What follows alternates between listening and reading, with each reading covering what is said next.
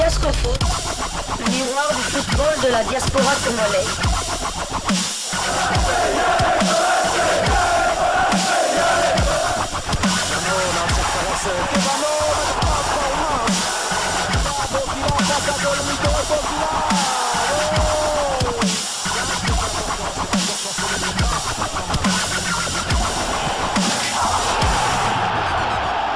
Diascofoot, le miroir du football de la diaspora congolaise. Vous êtes en train de suivre Diascofoot, le miroir du football de la diaspora congolaise. Nous allons commencer ce numéro de Diascofoot par une information concernant une éventuelle candidature à l'organisation de la CAN 2029 par la RDC. Le président de la République Félix-Antoine Tshisekedi Tshilombo veut organiser la CAN en 2029, a révélé ses ambitions d'organiser la CAN édition 2029 en RDC. Il l'a annoncé ce jeudi 22 février 2024, en direct de la télévision nationale lors du briefing presse avec les journalistes de la République démocratique du Congo.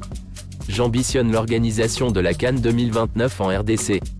Je suis en train de voir ça avec des partenaires, mais vraiment j'ai cette ambition, a déclaré le président Félix Tshisekedi.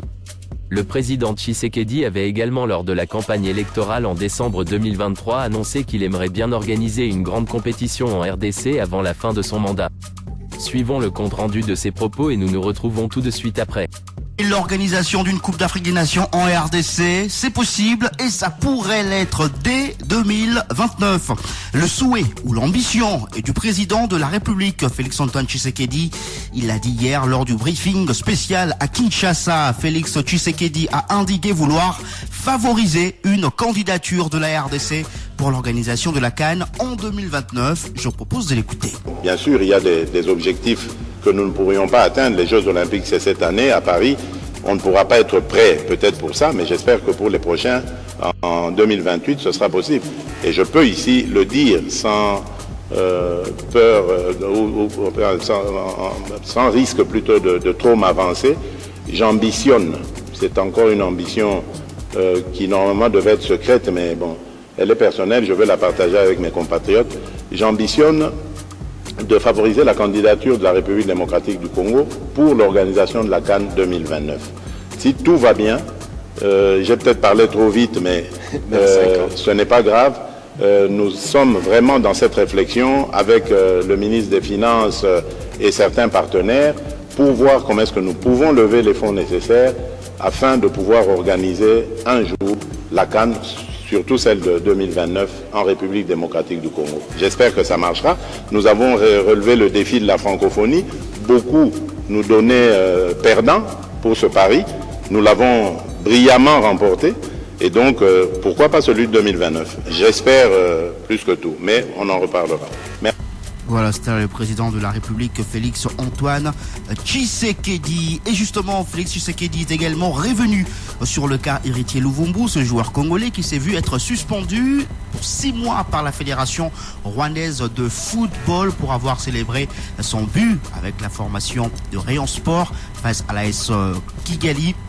Avec ce geste condamnant le silence de la communauté internationale sur les atrocités à l'est de la République démocratique du Congo, Félix-Antoine Tshisekedi a indiqué qu'il va recevoir personnellement Héritier Luvumbu pour une récompense nationale. On l'écoute.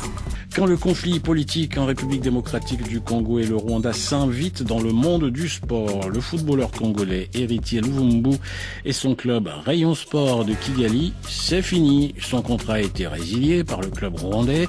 Il est reproché à Héritier Luvumbu d'avoir célébré un but en esquissant un geste dénonçant des tueries dans l'est de la République démocratique du Congo, geste que les léopards de RDC avaient d'ailleurs déjà fait en demi-finale de la CAN contre les éléphants de Côte d'Ivoire et en Conseil des ministres la semaine dernière par les membres du gouvernement congolais.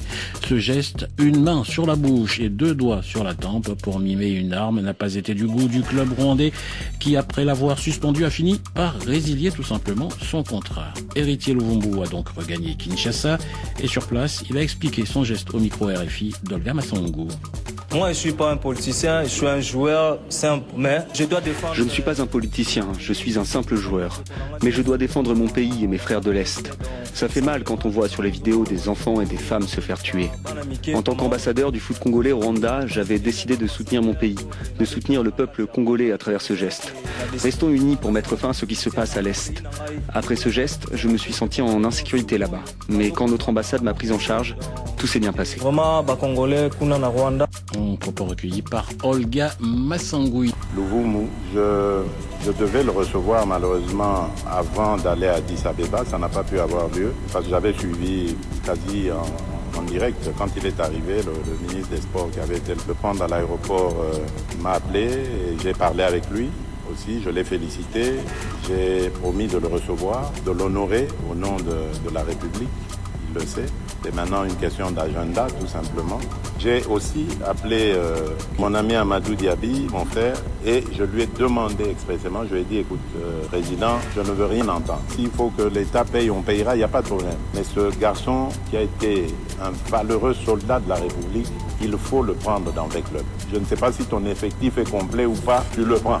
Je ne veux rien savoir. Alors il m'a dit, non, monsieur le président, d'ailleurs, je vous annonce que il a bel et bien été, il a fait partie de V-Club à l'époque et j'ai décidé, je le prends, etc. Donc, côté boulot, rassurez-vous, il a du travail déjà dessus. Ensuite, je le verrai moi-même parce que j'ai vraiment envie de le féliciter de vive voix et surtout de lui donner une récompense au nom de la République. Ce garçon a été un valeureux soldat pour la République, il faut le prendre dans l'AS Vita Club, tels sont les propos du chef de l'État, son Excellence Félix Antoine Tshisekedi Tshilombo à Amadou Diaby, président de Vita Club, sur Héritier Louvumbu. Héritier Louvumbu recevra donc une belle récompense présidentielle pour son acte de bravoure en terre hostile. Passons à présent à d'autres informations concernant notamment les résultats de nos internationaux lors des barrages de l'Europa League et Europa League Conférence de l'UEFA, édition 2023-2024. Allez, on va parler autre chose à présent. Cédric Bakambu a inscrit son premier but en Europe avec la formation de la Real Betis. Un but partout, c'était le score hier lors de barrage donc de cette compétition face à la formation de Dynamo Zagreb. Malheureusement, l'équipe de Cédric Bakambu a donc été éliminée après avoir été battue lors du match aller sur le score d'un but à 0 à domicile. Europa League, ça passe pour l'Olympique de Marseille de Chancel Mbemba, le demi-dieu. L'Olympique de Marseille de Chancel Mbemba s'est qualifié pour les huitièmes de finale de l'Europa League 2023-2024, jeudi 22 février 2024 après sa victoire 3-1, au stade Vélodrome face aux Ukrainiens du Shakhtar Donetsk en manche retour des barrages. Surpris dans les premières minutes de la partie, les Marseillais concèdent un but à la 12e minute inscrit sur pénalty par Soudakov. La réaction marseillaise ne se fait pas attendre car l'attaquant gabonais Pierre-Emerick Aubameyang remet les pendules à l'heure 11 minutes après, un but partout score à la pause. Monté à la 64e minute par Jean-Louis Gasset, nouvel entraîneur marseillais en remplacement du technicien italien Gattuso, le Sénégalais Sarr sur un service d'Aubameyang corse l'addition à la 74e minute avant que Geoffrey Kondogbia puisse inscrire le but du break à la 81e minute, 3 buts à un score au coup de sifflet final. Grâce à cette victoire, l'Olympique de Marseille se qualifie pour le 8e de finale de l'Europa League 2023-2024 après le match nul d'un but partout lors du barrage aller. Chancel était titulaire. Europa League toujours, Simon Banza malgré son but, n'a pu empêcher l'élimination de son club le Sporting Braga. Karabakh d'Azerbaïdjan s'est qualifié pour le 8e de finale de l'Europa League 2023-2024, malgré sa défaite 2-3 après prolongation par Braga de Simon Banza, buteur lors de cette rencontre.